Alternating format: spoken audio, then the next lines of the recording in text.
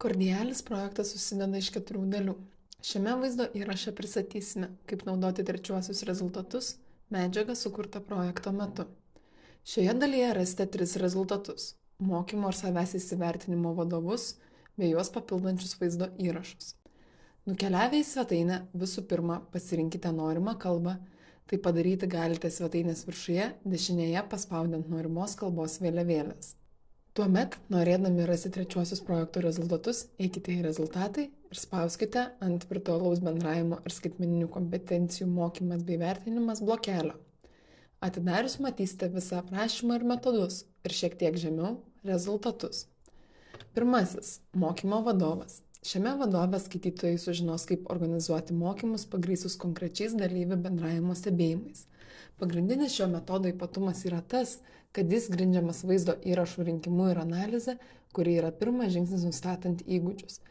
Čia išsamei aprašomi šio metodo pagrindai ir pateikiami konkretus vaizdo įrašų, analizės ir bendravimo įgūdžių nustatymo pavyzdžiai kultūrinio tarpininkavimo ir kalbų mokymosi veiklose.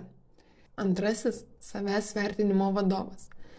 Jis papildo prieš tai minėtą vadovą. Jame skaitytojai ras teorinį ir praktinį priemonių rinkinį, padedantį įvertinti savo patirtį minėtose situacijose tiek bendraujant tiesiogiai, tiek nuotoliniu būdu, nepaisant to, kas jie yra, ar specialistai, mokiniai, ar tiesiog susitikimo dalyviai. Paskutinis rezultatas - vaizdo įrašai, kurie yra glaudžiai susiję su pristatytais vadovais.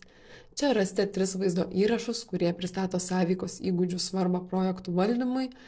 Kitame vaizdo įraše pristatomas mokymo metodas skirtas sąveikos įgūdžiams tobulinti kultūrinio ugdymo ir kalbų mokymosi kontekstuose. Ir paskutinysis paaiškina sąveikos įgūdžių įsivertinimo metodą kultūrinių veiklų moderatoriams ir jų dalyviams, bibliotekose ar muziejuose ir panašiai, bei amatininkams pristatantiems savo gaminius auditorijai ir potencialiems klientams. Šiuose vaizdo įrašuose paaiškinamos pagrindinės metodo savybės. Ir pabaigai, dalinamės vieno amatininko patirtimi, kaip jis pradėjo filmuoti ir analizuoti savo vaizdo įrašus ir kaip tai padėjo jo veikloje.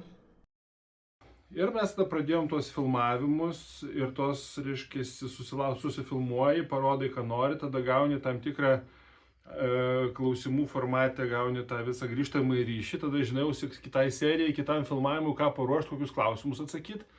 Ir tas iš tikrųjų labai sėkmingai veikia ir pagyvino tą mūsų, reiškia, veiklą. Tada tie srautai visai kitaip atsiranda, tokių žmonių neatsitiktinio suinteresuotų, kurie žino, ko atvažiuoja, kodėl atvažiuoja ir jie jau, kaip sako, su blizgančiom akim ir tiesiai tau į glėbį ir tu žinai, apie ką kalba ir ką daryti toliau. Tai mes iš tikrųjų vertinam labai pradžią buvom išsigandę, bet tą COVID-o išmoktas pamokas, tai iš tikrųjų mes dabar tiesiog, vertinam kaip patirtį, kurios daug kartų iki mūsų galbūt negalėjo patirti, o mes išmokom, išplėtėm savo veiklos spindulį